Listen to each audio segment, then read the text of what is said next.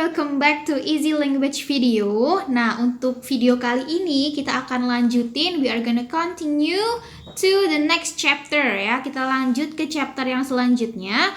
Kita akan membahas chapter 20 tentang past perfect tense. Nah, bagaimana sih past perfect tense itu? Oke, so past perfect tense itu seperti yang kita lihat nih, kita bisa lihat di screen di sebelah sini ya. Kita akan coba membacakan bersama apa sih definisi dari past perfect tense itu.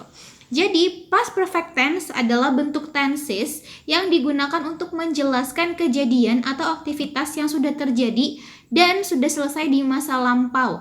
Lalu, apa yang membedakan tenses ini dengan past tense?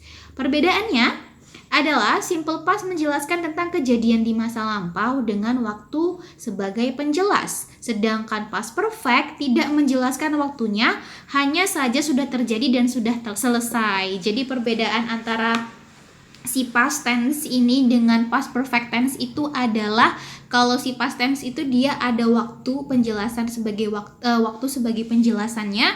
Kalau di past perfect ini dia tidak ada waktu menjelaskan, tidak ada waktu yang menjelaskan gitu. Contohnya seperti apa? Oke, so the example.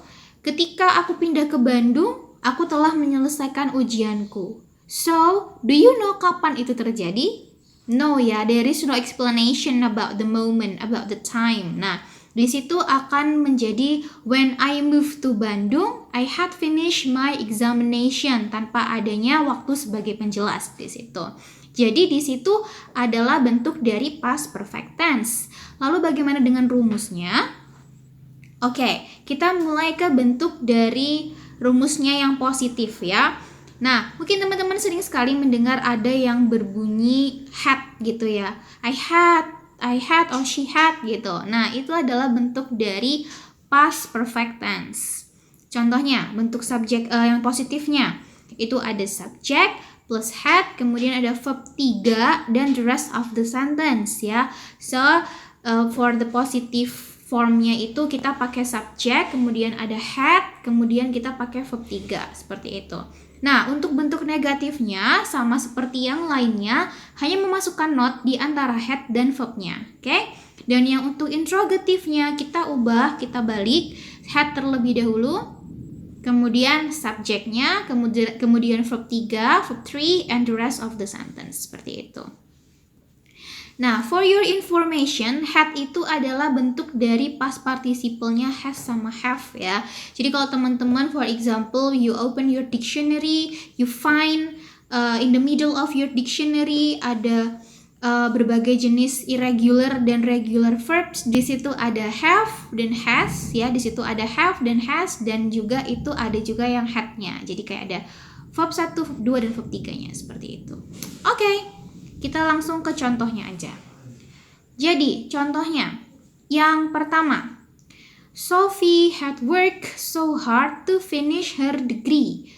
Wow, Sophie had worked so hard to finish her degree. Di situ jelas ya, kita pakai had, kemudian kita pakai verb 3. Work adalah verb 3 dari work, di mana kita menambahkan ed di belakangnya.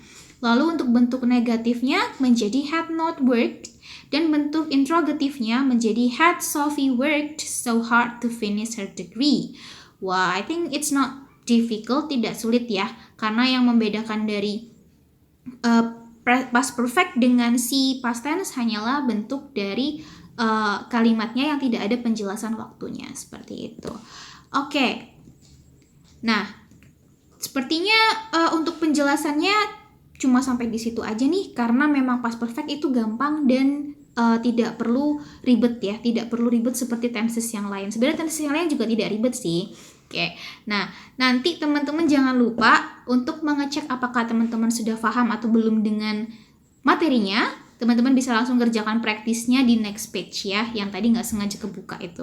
Oke, so that's all about this video tentang past perfect tense. Kita akan lanjut untuk ke video selanjutnya yang akan membahas tentang tenses yang selanjutnya. Oke, so see you.